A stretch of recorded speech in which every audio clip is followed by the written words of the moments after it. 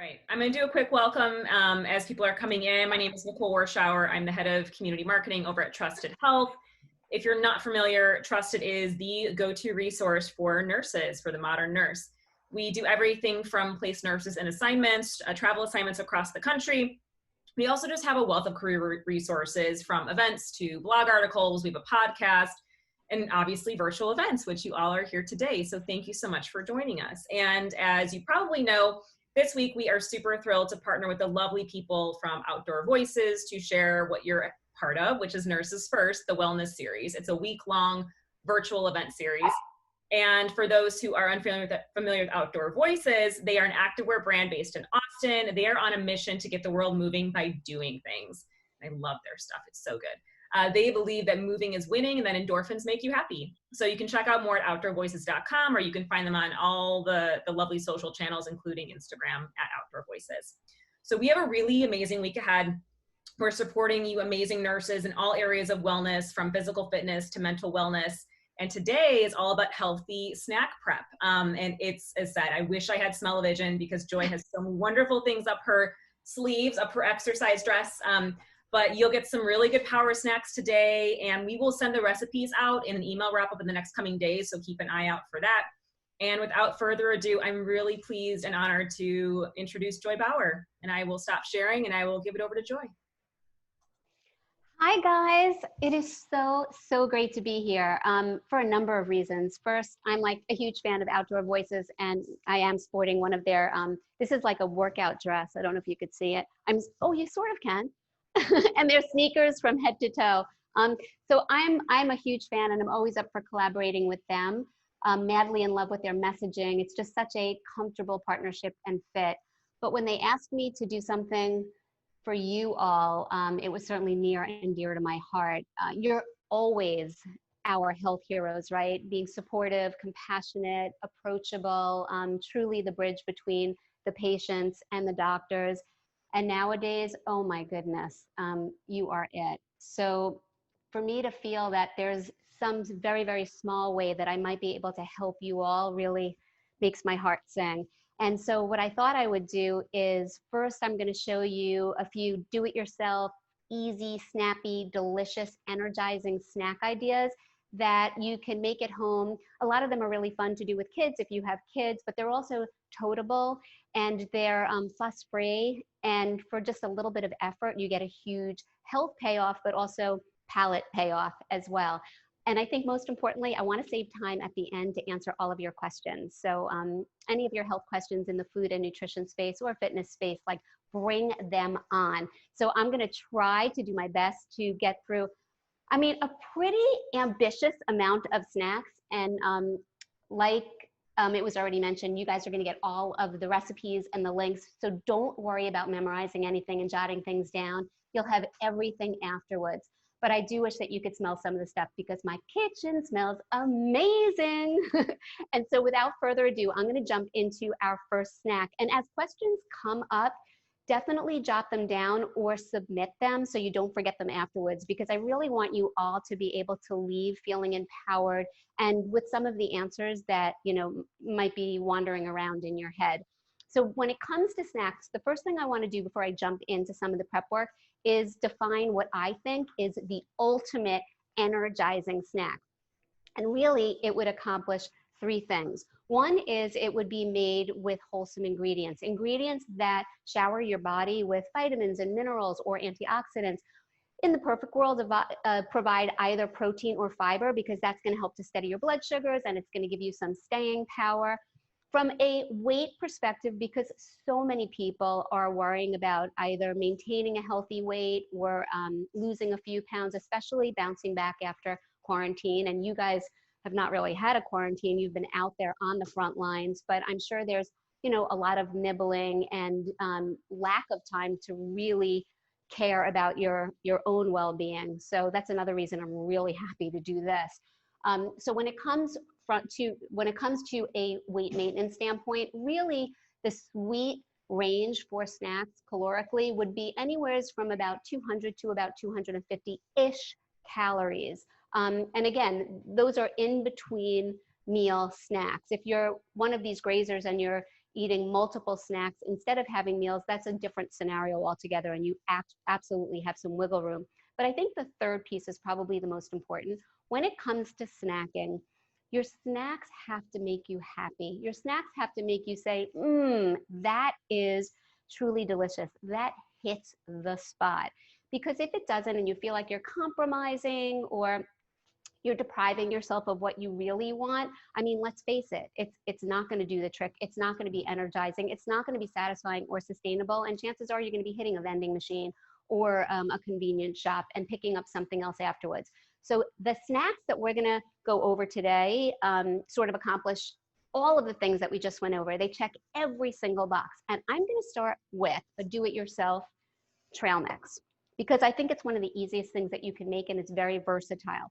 So when I make trail mix, let me grab this. I like to either put it in a pretty mason jar, or I like to put it in individual zip top baggies that you could just pop in your purse and, you know, off you go. But there's a few elements that make a dynamite, low sugar, energizing trail mix. And the first thing is popcorn. So I have some light popcorn in here. That's 1 cup. You can make it yourself with an air popper. You can buy any of the light brands that are on the market right now. And what I like about the popcorn is it's going to give you volume, and it's also going to give you some fiber. So, and some crunch, right? Crunch factor as well. So that's going to be my first thing. The second thing is 1 to 2 tablespoons of nut of choice. I'm putting in almonds right now, but honestly, any nut you like, whether it be cashews or peanuts or shell off pistachios, whatever nuts do it for you, put them right in there. So now we have our popcorn and we have our almonds. Next, what I'm going to say is 1 to 2 tablespoons of a whole grain cereal. So it's kind of obvious what I just had in my cupboard, but it could be any kind of cereal that you like, as long as it's whole grain. So that's the key. And if you need to pick a cereal with like a little bit of added sugar, just because it makes it that much more delicious to your taste buds, that's perfectly fine too. But definitely make sure that it's whole grain. So 1 to 2 tablespoons of cereal. Then I put in some dried fruit. So I have raisins here. It could be dried cranberries. It could be chopped up apple rings. Any type of dried fruit that you have. And fruit is so great because it also is a nice source of non-hemi iron. Again, all about energy. And then the last thing I would say, so this trail mix is kind of ready to go. This is a single portion. Certainly you could do a double portion or a triple portion. Again, I love making great big batches in a beautiful mason jar. And then, you know, as you need it, you could just, you know, pour into zip top bags or little containers, single serves to go. But it's also a great thing to have a mason jar filled with a scooper in it for a family, because people can take little bowls and take their own little scoop out. And also they could help you and put in whatever they want. Another thing I love to put in here is apricots. But sometimes when you get outside of the AC, the apricots can get a little bit sticky. So, you know, just a little precaution with that. And last but not least, I think everything is better with chocolate. So if you do have AC and you're not toting this into a super hot area or climate, or definitely not for the beach unless you have this in a cooler, I like to put in 1 to 2 tablespoons of dark chocolate chips. And there you have it. And as you can see, the popcorn gives it volume without a ton of calories. And you have so much goodness in this trail mix. So that's our first one. It couldn't be easier, right? I hope a lot of you guys are like nodding your head. Easy. That is the name of the game. Easy, delicious, and healthy. So now I'm going to move this over here. And next up, I'm gonna do another easy one, because we're talking about popcorn. Let me show you what I love to do with popcorn. I love popcorn, and I'm always experimenting in all different directions. I have a popcorn on my website. We're not going to do it now. It takes a little bit of effort, but if you're looking for a Friday night activity to do when you put a movie on with your kids or with your partner, it's caramel popcorn with no added sugar. I make the caramel out of pureed dates, and it is so addictive. I think you're really going to like it. But now we're going to do something ridiculously easy. So this is naked popcorn. There's nothing on the popcorn, and you can either air pop it yourself, or you can take kernels. This is a great trick. You take 1/4 cup of kernels, naked kernels. You put it into either a bowl with some sort of a heavy cover over it, like a plate, or you could put a microwave cover over the bowl, or you could put it in a brown paper lunch bag, and then you just fold the lunch bag over a couple of times and you pop it in the microwave. So whether your kernels were in a bowl, a glass bowl or microwave safe bowl, or your brown lunch bag, you then put it in there, you press the popcorn sensor, and all of a sudden you're gonna start to hear, and in about 2 minutes, you have a bag about 4 cups worth of naked, light, healthy popcorn. So that's what I have here. But certainly if you don't want to go through the effort of doing that, you could just pick up any of the light brands in the store. Popcorn is already delicious. It's crunchy, it's satisfying, and it floods your body with fiber and whole grain goodness. But we can make it even more special. So here's what we're going to do now. I have an oil mister. And it could be, I would say for this, you want something neutral tasting. So either grapeseed oil, or it could be an olive oil, or it could be a canola oil. And I'm going to lightly mist it. And I'm going to add on some Parmesan cheese. So now I sprinkle on some Parmesan cheese. And because I misted the top of the popcorn kernels, it's going to stick. And then I like to put on, I don't have it here, but I like to put on either fresh ground pepper. We'll make believe I have some pepper over here. Or I will put on some minced rosemary or thyme, a little bit of black, well, you could also put on cayenne and cumin, like all different things work for the popcorn, and just experiment around. And the reason that I'm putting it on the baking sheet is because you get a larger surface area when you mist and when you put on your toppings. And then obviously I'll squish this all around, I'll put it in a bowl, and then I couldn't have even done that if I would have planned it. Thank you very much. So that's how you take already delicious popcorn to the next level and make it even more fun and more satisfying. Easy peasy, and lots of different toppings. And again, I would definitely encourage you to try misting it and doing, if you like spice, a little bit of cumin and cayenne and maybe even chili powder. Go easy on the cayenne, and it gives it a real kick, and a little bit of salt for sure. So now we have a do-it-yourself trail mix, and we have flavored popcorn. And so now what we're gonna do is I am gonna show you how to make rosemary spiced walnuts. And because you are all health experts, you know the fabulousness and the assets of walnuts. The cool thing about walnuts is that they are the only nut with plant-based omega-3 fats. What I should really say is the only nut with a decent amount of plant-based omega-3 fats. And what's interesting is, like back in the day, I would say, going back a few years ago, and then way back before that, we used to always think that the most absorbable and best type of omega-3s came from DHA and EPA from fatty fish.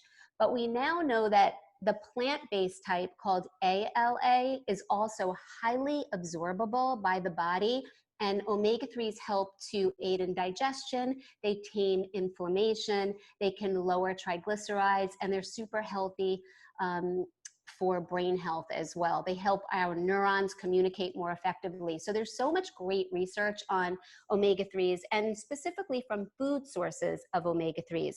So I love walnuts in anything. I like putting walnuts in yogurt, in oatmeal. I like eating it plain, right out of the container. But this is how you take walnuts to the next level. So what I'm going to do is I have 2 cups of raw walnuts right here. I'm going to add a tablespoon of olive oil. And in this case, it doesn't matter if it's extra virgin olive oil or regular olive oil, because we're going to heat up these walnuts. And when you heat olive oil, you lose some of those super heat sensitive antioxidants. So I always say get 2 bottles of olive oil. One, a more expensive bottle that's extra virgin olive oil, and use it on all your cold preps because those antioxidants are so good for every part of your body. And then get a regular bottle of olive oil anytime you're going to saute or do something in the oven like we're doing here, or roast vegetables, because you still get all that fantastic heart healthy fat, and you don't need to worry or pay more for the antioxidants that you may be losing with the heat. And next I'm adding in rosemary. So this is where I wish you could smell, because it already smells so good. I'm putting in 2 teaspoons of minced rosemary, and now I just made a big fat mess. And now I'm putting in a 1/2 teaspoon of kosher salt and a 1/4 teaspoon of ground black pepper. And I'm just gonna mix this up. You see that? Yeah. I'm gonna mix this up, and I'm gonna lay it on a baking sheet, pop it in the oven, set at 400 on the middle rack for about 8 minutes. And I'm going to admit something really embarrassing to you guys. So right before we went live, I had put a batch in the oven, and I started like chatting with everybody when we were getting ready, and I forgot to take it out of the oven, and it's somewhere back here, but it's like a black burnt mess. Do we have them anywhere? We threw them out? Oh my God. Okay, just to embarrass myself, I have to show you. But I want to reassure you that the finished product, when it is baked correctly, is so delicious. And the kitchen, even with this burnt mess, the kitchen smells fantastico. Really, really great. Okay, so that is going to be our rosemary walnuts. And you get a decent amount, but what I will tell you is that I would double and maybe even triple the batch, because they're somewhat addictive, and they're so perfect to, again, put in a bag, tote with you when you have breaks in the hospital, at the clinics, wherever you may be, or when you do have a break, if you're lucky enough to have a social distance gathering with some friends in the backyard, this is so perfect with some sangria or even beer or wine, or it's great to put out prior to getting a barbecue started. So rosemary spiced walnuts. So far we did a do-it-yourself trail mix. We did flavored popcorn. We did rosemary spiked walnuts. And next, I'm gonna show you one of my most favorite snacks. Grab this. I have to give a shout out to my husband, who's like grabbing all of my bowls. Hi, Ian. He won't come over here. Okay. Let me put this over here. All right. I'm probably gonna need a wet rag. Okay. So we're gonna make what I call these my energy bites. They are chocolate peanut butter fudgy balls that are so insanely delicious. They keep in the refrigerator for weeks and weeks. I'm gonna show you what they look like. See, and they're soft and they're fudgy. They're very, very luscious, and they're super kid friendly as well. But what I like about them, especially in the summer, is you don't have to turn on the oven. They're fuss free. We're just gonna, add a bunch of things into a bowl. We're gonna squish them, and then they're ready to go. And this would be another thing that you may want to double the batch, so you have, a great big amount in the refrigerator. Oh, thank you for that. Okay, so what we're gonna start with first is, this is just a cup of rolled oats. You can use quick oats or you can use the old fashioned. I like using the old fashioned because it gives it a little bit more texture because the particles are larger. Okay, so next we're adding in cocoa powder. And I should say, I love that I'm talking to fellow health geeks. with the reason that I love oats so much is because it contains beta glucan, which is a special soluble fiber, which helps to lower LDL cholesterol. So that's why they get away with on the labels of like Quaker and Cheerios, anything that's made with oats, because there's enough clinical studies behind it, they can actually make that claim. So this is what we have here. And obviously if anybody is gluten-free, you could find a gluten-free oats as well. This is cocoa powder. So I'm adding in 2 tablespoons of cocoa powder. Cocoa powder is like the Pope of dark chocolate because it's 100% dark chocolate. And the nice part about cocoa powder is we know that it helps to keep our arteries healthy, happy, and elastic. And so smooth sailing throughout your arteries means better blood pressure and also better brain health, because we know that, you know, our neurons are getting the oxygen and all of the nourishment that they need. So far, those are our 2 ingredients. Next, we have flax seeds. So these are ground flax seeds, 2 tablespoons, and flax seeds, like the walnuts, are a great source of plant-based omega-3 fats. They help tame inflammation.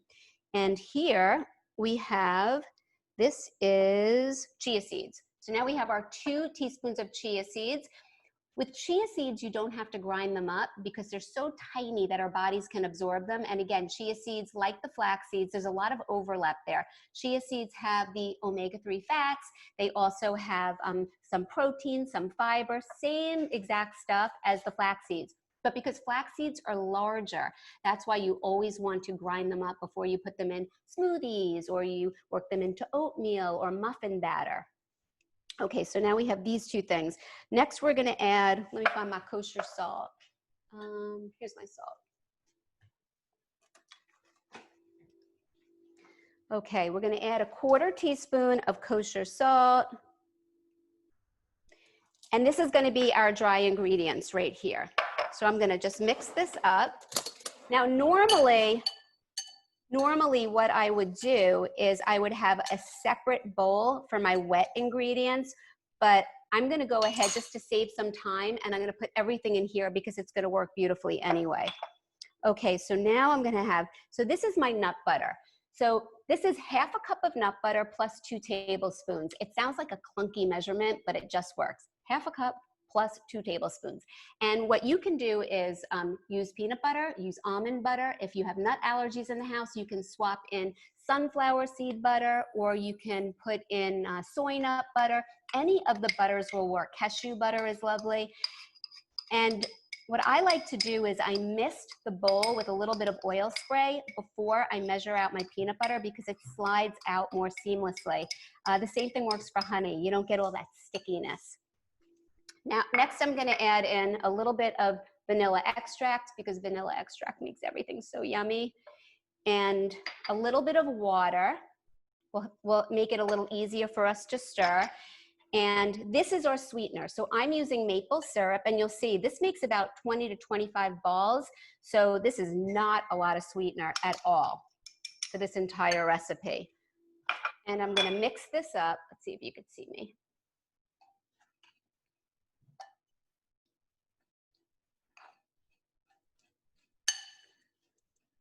Okay.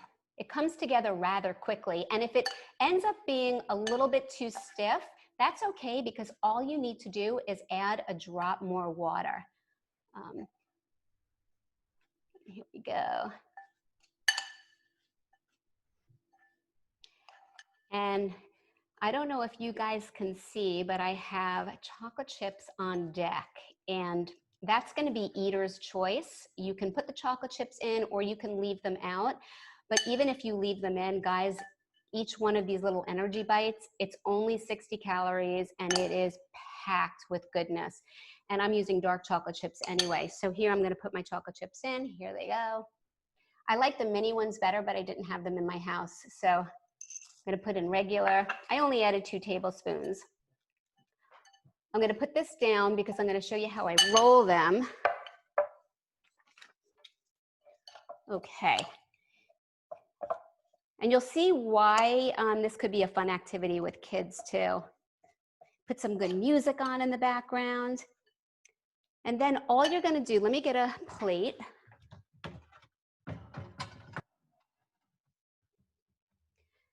All you're gonna do is you're gonna pick up a little bit and you're gonna squish it like this.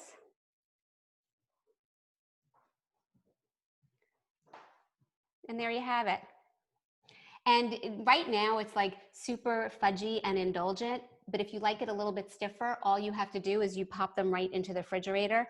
And I should also mention that we in the Bauer house, we love them frozen too. Really good. Another thing that you could always do is you could also add in some shredded coconut, which would be really lovely. But see, you just, so you keep going, and these do not last very long in my house. But I like that it makes a great big bunch of them. And you could see it's a little bit smaller than a golf ball. And you just keep rolling and rolling and rolling. And there you have it. Hold on. So I'm not going to waste your question time with rolling more of these, but I am going to show you one more thing for when you have a hankering for chocolate, because I think you're going to like this one. Okay. So let me move this over here. I will definitely be finishing those balls a little bit later. I'm going to just wash my hands. Hold on. Okay. Hold on.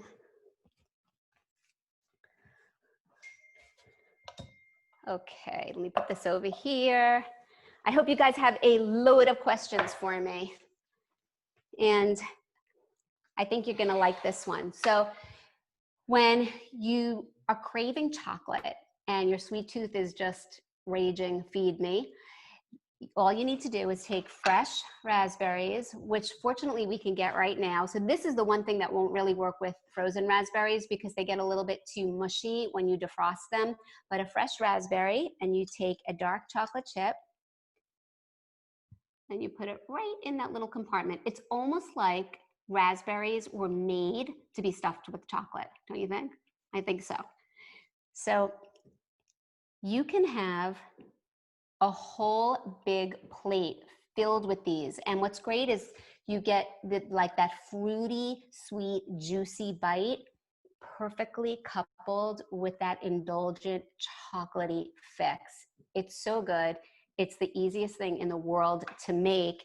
And like I said, you could have a whole plate, because if you guys can imagine, 7 of them is only 25 calories. So go ahead and keep making them and making them and eating them. And this is also like a fun thing to put out if you're having a party or some last minute guests come over. It sort of looks like you fussed, and you know, as you could say, you definitely didn't. So I'm going to keep making these, and I'm going to turn it back over to you guys, and I would love to answer all of your questions, and I hope you have a ton of them. All right, so I will read off the questions if you just want to place them in the chat. We do already have one question, and this is a great one. I was wondering this myself. Yeah. I've made something similar to the fudgy balls before, but they always get so sticky on my hands when I try to roll them. Any tips? I wonder if the recipe had too much water or too much nut butter in them, because mine don't really get sticky, but what you can do is just wet your hands a little bit, and that should really do the trick. The other, like, let me show you the consistency of this. It's not really sticky. It's almost like, let me see, it's crumbly. So I wonder if you checked the ingredient amounts specifically for the sweetener and the nut butter.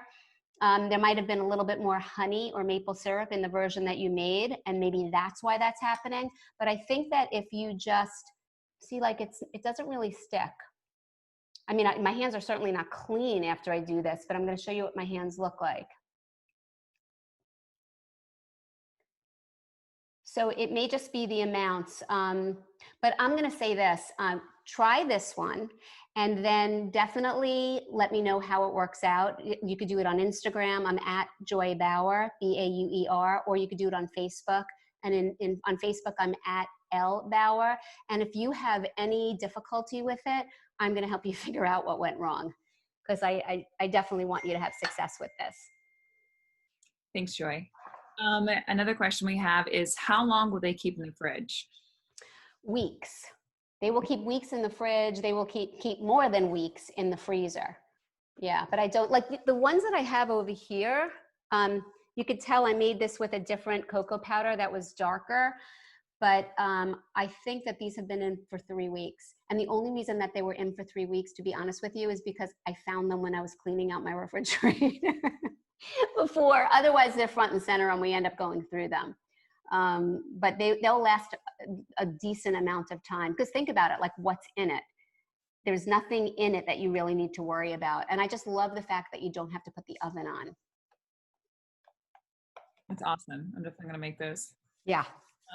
Jessica asked, this is more for meal prep, but what is your go-to breakfast for busy mornings? So one of the things that I love, well, I'm going to back up before I tell you what I love, because that takes a little bit of effort. The easiest thing when it's a busy morning is just to grab a Greek yogurt and a banana. And what I love about Greek yogurts is that it has twice the amount of protein as traditional yogurts, because they strain out a lot of the whey. So you end up sort of getting a denser yogurt, and it's so delicious. I like the thicker brands, the better. And so that and a piece of fruit and a plastic spoon, and like I'm out the door. That's what I'll have a lot of the times when I have the show in the morning, and I used to go into the studio. I mean, now this is my studio. But so that's something that I really like. But I also love to make what I call my jumbo oatmeal pancake. It's the easiest thing to make. All it is it's 4 egg whites, and I mash it with a ripe banana. If your banana's not that ripe, all you need to do is peel it, put it in the microwave for about 20 seconds, and it will get a little bit easier to mush. And I mash it in with that, a little vanilla extract, and then oats, a half a cup of dry oats. And it makes a big, gigantic pancake on the skillet. It's just a couple of minutes on each side. And then you could slice it into 4s, into quarters, and you can either top it with sliced strawberries or a dollop of vanilla yogurt, like anything goes. Or you can cut it into 4s, you could put it in a little container, and you could take it out the door with you, and then you could eat it. Because it's sturdy enough, you don't need a fork and a knife. You could actually pick it up and take a bite. I'm definitely sending that link when we send the link to all of these other recipes as well. Okay, awesome. Jessica says, sounds amazing. Thank you.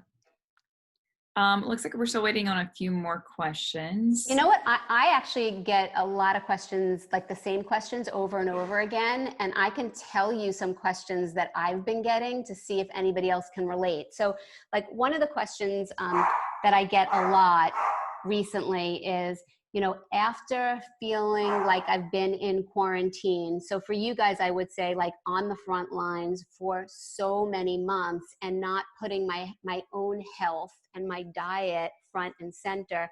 Like, how do I get out of the funk now and sort of climb out of this hole and, you know, get back on the right path for myself? And I think this is something, you know, really important for you all, because you've been doing for everyone else, and it really is the time to think about what you need. And as you know better than anybody, when you take care of yourself, you have more energy and more wherewithal, and you're clearer and more focused to take care of everybody else. Not that you guys need any help in that direction, but I think that the first thing I would say is to find your reason, right? So everybody has a different reason for wanting to get healthy and start a plan. And, you know, whether it is losing weight or gaining health, it's 50% attitude. It's not rocket science. So find what your reason is. Why do you want to get healthy? Is it because you don't want to have a recurrence of breast cancer? Is it because you want to just feel more comfortable in your skin? Is it because you want to have more energy, or you want to be able to roll around on the floor with your kids and your grandkids? Like, what is your reason? And then after you have your reason, write it on a Post-it note, put it on your bathroom vanity, put it on the side of your fridge, put it on your screensaver, put it everywhere. And just make sure that you do a lot of positive self-talk and you remind yourself over and over again, because honestly, half of it is psychology, and we need to be our own strengths. So that's the first thing. The second thing I would say is that I love long-term goals. They're awesome. And everybody who is on this Zoom webinar gathering right now, we are like go driven, goal-oriented men and women, right? We are. I know we are, and I know you are. So figure out what your long-term goal is. A lot of times it could be part of your reason. Like your reason could be, I want to get off statin medications, or I want to run a marathon. But it's the short-term goals that are way more powerful. So know what your long-term goal is and define it. But then every single week, create a new short-term goal. The short-term goals need to be very tangible, and they need to be things that you can accomplish. So maybe it could be, this week I'm going to walk each day for 30 minutes. This week I'm going to try 2 of Joy's healthy recipes. This week I'm going to brown bag my lunch so that I don't fall victim to the vending machine or ordering in. So like these are the kind of things that you need to figure out as your short-term goals. And by the way, they can be number goals too. It could be, I want to lose a half a pound or 1 pound this week, but make sure that they are achievable, because it's those short-term goals that sort of allow us the opportunity to give ourselves a pat on the back, a hug, a high five, and it winds up to be your continuous fuel and motivation to stay on course, so that eventually you do hit that finish line. You do hit your long-term goals. So find your reason, and then every single week, create short-term goals. Those short-term goals add up so quickly, it will blow your mind, and they take a life, in and of itself. It's a major snowball effect. So that's how you get yourself out of the black hole. And another thing people ask me all the time is, what is the easiest thing that I can do that doesn't take a lot of effort, but has the grandest health payoff? And that's easy. Incorporate a produce item into each and every meal. That means adding chopped tomatoes or onions into an omelet, or adding berries onto your breakfast cereal or into your yogurt. For lunch, have a great big ginormous salad with all sorts of color. For dinner, you can have some sort of a soup, or now it's hot, so maybe it's gazpacho, or you could have a broccoli shrimp stir fry, or you can have, salmon with some sauteed spinach or roasted vegetables on the side. I mean, your options are really endless, but the reason that this is so important, and the reason that there's such a tremendous health payoff, is because produce is high volume and it's low calorie, so it fills you up instead of filling you out, and it is chock full, literally packed with vitamins, minerals, antioxidants, and fiber. So it showers our bodies with all of the good stuff. So if there's one thing that you all start doing for yourselves, because you've been doing for everyone else for months and months and months, but probably for your entire adult lifespans once you got into your career, is to incorporate a produce item into each and every meal. And bonus points if you get it into your snack as well. Have any more questions come in? We have a few more questions. Oh, great. That was so inspirational. I loved it. Let's see. Melanie asks, is there a right time to snack? What if my schedule is atypical and I can't eat at normal hours? Which I think is an appropriate question for a lot of you guys. And I also get people that do night shifts and like how to handle that. I think like you need to look at your schedule and you need to figure out what works for you. There's not really a one size fits all plan when it comes to 3 squares, 2 snacks. But I will say from a blood sugar standpoint, and to just make sure like you have, enough rev and oomph, you don't want to go longer than 4 hours without eating at least a snack. So, when you wake up in the morning, people are even doing intermittent fasting and things now. So again, this is a personal,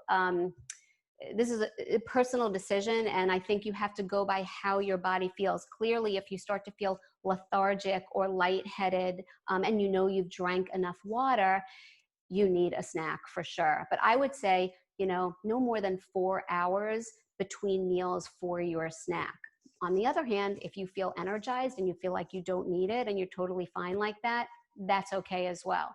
And for people that do the night shift, I usually say, treat it like it's a day shift. So look at your awake hours and just sort of, pencil in or schedule in when you're going to be having breakfast, when you're going to be having lunch, when you could have that afternoon snack, and then your dinner. It doesn't matter what the meals are. If you wind up having breakfast for dinner, because before you go to bed, which is really in the morning, you want to have a bowl of cereal or an omelet, that's totally fine. It's not necessarily the specific things you're eating. Just make sure they're really smart, wholesome, nutritious, and energizing choices, and the schedule works for you and your personal lifestyle. It's hard for me to answer that question in so much detail because there's so many different schedules that everybody that's tuned in right now is probably experiencing. But, you know, again, it's your thing. It's what works for you is going to be the right answer. Okay, thank you for that. Daniel asked, what are some of your favorite not so common fruits and veggies that I should be eating? I love jicama. I don't know why that just popped into my head. So a lot of people are intimidated by jicama. The hardest part about jicama is just getting rid of the outside tougher skin. It looks like a little bit worn and brown, and sometimes there's little tentacles coming off of it. But the easiest thing to do, you could, you know, Google a tutorial of it, but if you slice it in half and then in half again, all you need to do is with a great knife, you know, cut off that outer skin. And then jicama is sort of like if a crispy sweet apple and a raw potato had a baby, you would get jicama. It's a more sturdy, delicious, juicy version of water chestnuts. And I love to do a few things with it. I like to cut it into strips, just like fries. I don't even bake it. And then I squeeze fresh lime over it and a little bit of kosher salt, ground black pepper. And if you're a spicy person like me, a little bit of cayenne as well. It is so crunchy and so delicious. The other thing I like to do with it is I make a tarragon chicken salad, and I slice it up, I dice it up, and I add it in with my chicken and my fresh tarragon, and then I do some sliced purple grapes in there, and the grapes give you that resveratrol, our anti-aging antioxidant, which is so great. And also grapes are super juicy, so they're hydrating as well. And one more thing about jicama, oh my gosh, you would think I work for the Jicama Association. I don't. The thing about jicama is that it is packed with potassium. And so what's nice about that is potassium helps to manage your blood pressure, right? It's sort of like the anti-sodium, so it helps to flush out extra salt and water. And it's just, it helps to enhance heart health. So I love jicama. What else do I love? I love, oh my gosh, I love all fruits and vegetables. And I love roasting them. One of my favorite things, I know like we don't necessarily want to put on the hot oven in the summer, especially now it's like scorching. I'm in New York, it was over 90 today and it's so humid. But there is nothing more delicious than putting a whole big single layer of veggies, cauliflower and broccoli and chunks of onion and all sorts of things, and then misting it with some olive oil, a little bit of salt, whatever you want to put on there in terms of seasoning, smoky paprika, like you name it. I love all the spices. And then you roast it in the oven and they caramelize and they get soft, and it's like nutrition candy. It really is. So, you know, I feel like I hog the spotlight with jicama, but honestly, like I love all fruits and vegetables. I love that question. Thank you. That was a great question. Thanks, Daniel. What is your go-to for a quick, healthy, and nutritious dinner after a long shift or day? I mean, there's nothing easier than like the one sheet dinners. So like I just described with the, all of those vegetables, what you can do is you nestle within there, either fish or you nestle in some chicken. And that's really easy. There's one thing that I made on the Today Show the other day, though. I don't know why this just popped in my head. You guys are going to think I'm crazy. But in my house, we love tacos. Not just Taco Tuesdays, Taco Wednesday, Taco Thursday, Taco Friday. I mean, we love tacos. And my kids love macaroni and cheese. So I invented something called tacaroni and cheese. And it's basically whole grain elbows mixed with taco seasoned lean ground turkey meat, reduced fat, cheesy Mexican blend. And then I add in a can or two of drained black beans and canned corn. And you want to jump into the pot. And it makes 15 cups. It's ginormous. We priced it out. It's under $1 a cup. So it's also super budget friendly. And I think it takes a total of 20 minutes to put the thing together. So I'm gonna include that one as well, for sure. But it's a little bit of a loaded question for me because dinner is my time to like sort of get creative in the kitchen. I'm a little bit like a mad scientist. So I have like a General Tso's chicken that I make. I have all sorts of stir fries that I make. I have this like green herby sauce. It's a great time to use herbs from the garden. And you could put that on, you know, a roasted salmon or tilapia. I could just talk about food all day. I love it. All right. So I am in school. Audra asked, I am in school for dietetics and tetics, I believe, and want to become an RD. Is there an advice that you would have given yourself being in the school studying nutrition? I mean, the first thing I would say, and most importantly, is always keep evolving and keep learning. You know, there's how I had mentioned before about schedule. There's not like a one size fits all plan. And I think that the most important lesson that I learned when I finished graduate school, I was like oozing with knowledge. I never got below an A+ in a class. Like I was ready to change the world. And I was the director of nutrition for pediatric cardiology out of Mount Sinai Medical Center. And I'll never forget, with my first appointment, I prepared like every single thing I needed to prepare for this woman who had a son who was 10 with familial hyperlipidemia.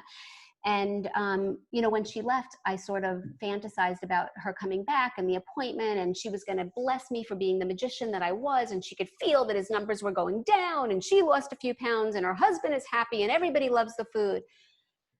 And you could probably guess that that was not necessarily the outcome. She came in and, you know, told me I was a big fat waste of her time, and that my, you know, all of my lists and my recipes, like they didn't like, and everything, you know, was wasted, and she lost a lot of money and heartache, and she felt so helpless, and she was really upset and angry and scared and nervous. And I talk about that appointment because that was the biggest learning curve for me. And what it taught me is that in order to be a problem solver, we need to know what the problems are. And you know what? Like, I didn't listen.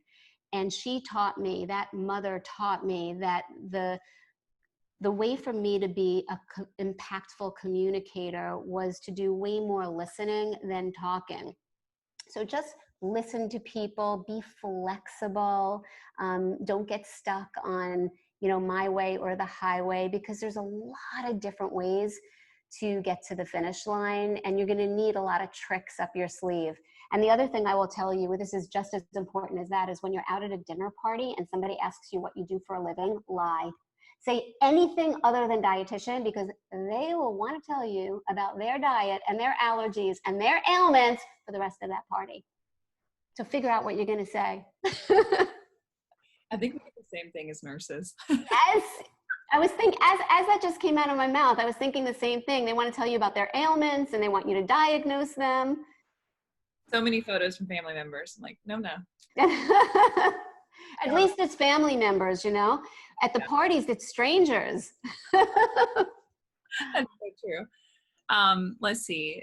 Sue asked, what time at night should we stop eating? And this is probably works for both day shift and night shift, you know, because I feel like sometimes after night shift, I would want to go home and eat and go right to bed, but I think it was kind of hard on me. So I'm going to answer this question a little bit differently.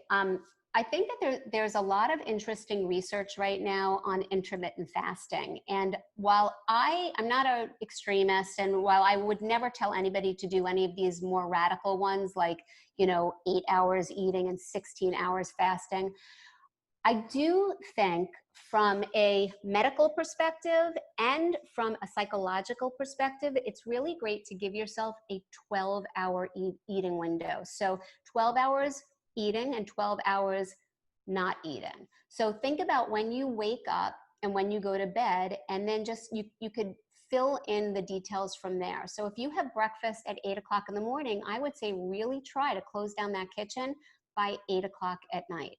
And if your schedule doesn't really allow for that, you might want to push breakfast, you know, a little bit later, so then you have a little bit more wiggle room. And you don't have to get stuck on one structure for every single day of your life. You could, you know, flex it around depending upon the day of the week. If you know your schedule changes Thursday, Friday, Saturday, you could have a different set of rules for those days, or a different bracket within the 12-hour eating, 12-hour not eating that you have on Monday, Tuesday, Wednesday.